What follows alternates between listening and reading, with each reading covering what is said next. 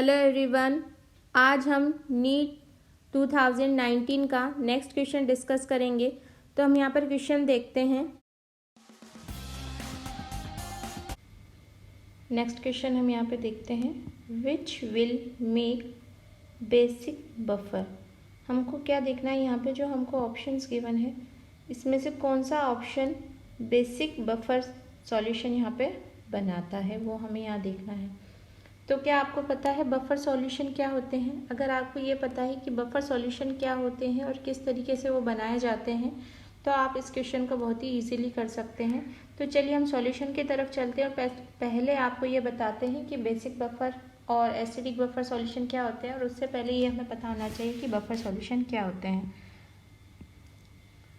तो buffer solution वो solution होते हैं जो अगर हम सॉल्यूशन में उसको ऐड कर दें, उसका अमाउंट एसिड का या बेस का अगर हम स्मॉल अमाउंट सॉल्यूशन के अंदर ऐड कर दें तो भी पीएच में कोई चेंज नहीं होता। यानी बफर सॉल्यूशन एनी सॉल्यूशन इस तरीके का सॉल्यूशन होता है विच रेजिस्ट एनी चेंज। वो क्या करता है, कोई भी चेंज को होने नहीं देता in pH on addition of small amount of acid और बेस।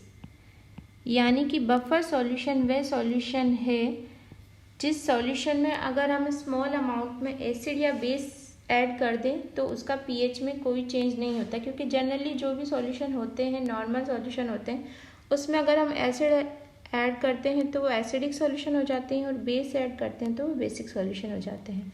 और आपको ये पता होगा कि जो बफर सॉल्यूशन है वो दो तरीके के होते हैं। एक होता है एसिडिक बफर और दूसरा होता है बेसिक बफर। ठीक है, एसिडिक बफर में हम क्या देखते हैं, एक तो होता है वीक एसिड और इसमें होता है सॉल्ट। ठीक है, और जो सॉल्ट होता है वो किससे बना होता है, weak acid plus strong base से मिलकर सॉल्ट यहाँ पे बना होता है।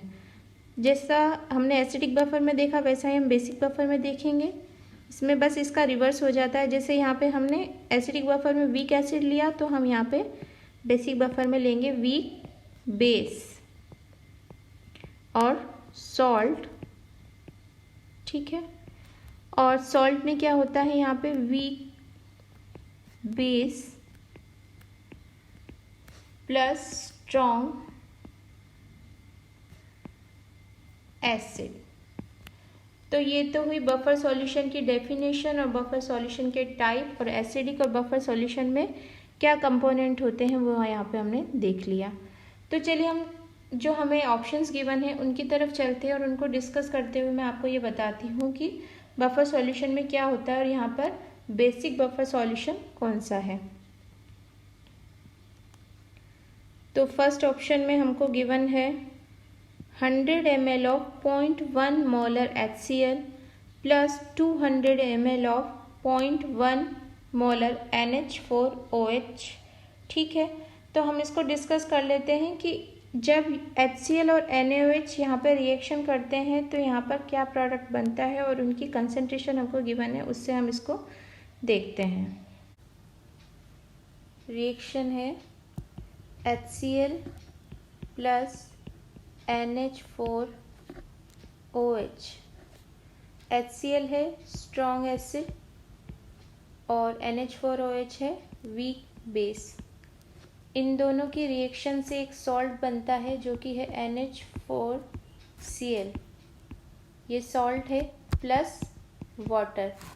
ठीक है, जब रिएक्शन नहीं हुई है यानी कि बिफोर द रिएक्शन, बिफोर क्या है, हमको गिवन है 100 ml यहाँ पे HCl गिवन है और HCl की मोलर कंसंट्रेशन यहाँ पे 0.1 m यानी 0.1 मोलर HCl गिवन है 100 ml। तो यहाँ पर कितना मिलीमोल सॉल्यूशन के अंदर होगा? 100 इंटू 0.1 m यानी 10 मिली मोल है यहाँ पर, ठीक है, HCl का।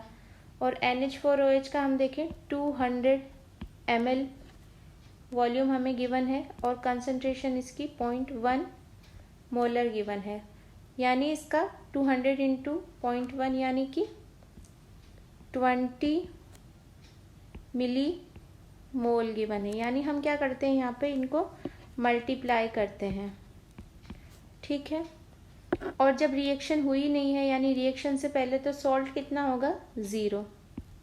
ये आपको समझ में आ गया। उसके बाद हम क्या देखते हैं यहाँ पे, जब रिएक्शन हो गई है यानी after the reaction, after reaction क्या होगा?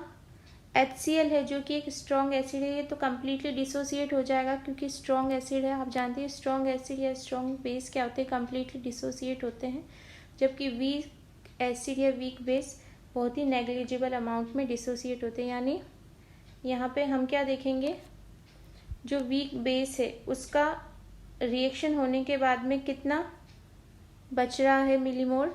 10 मिली मोल कंसंट्रेशन यहाँ बचेगी क्योंकि 10 मिली मोल उसने सॉल्ट बनाने में काम में लिया है और सॉल्ट बन जाएगा हमारे 10 मिली मोल।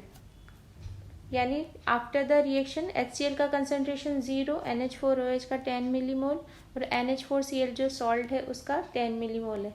यानी जो ये सॉल्यूशन है, क्योंकि यहाँ पर वीक बेस गिवन है और सॉल्ट भी यहाँ पर बच रहा है, तो वीक बेस है साथ में सॉल्ट है NH4Cl, तो ये जो सॉल्यूशन बना है, ये जो बफर सॉल्यूशन बना है, ये क्या है? दिस इज बेसिक बफर या बेसिक बफर सॉल्यूशन भी बोल सकते हैं इसको, ठीक है। आपको समझ में आया क्या हुआ यहाँ पे? स्ट्रॉन्ग एसिड वीक बेस की रिएक्शन से जो सॉल्ट बना और after the reaction strong acid completely dissociate हो गया, जबकि वीक एसिड जितना सॉल्ट बना है उतना ही यूटिलाइज हुआ है।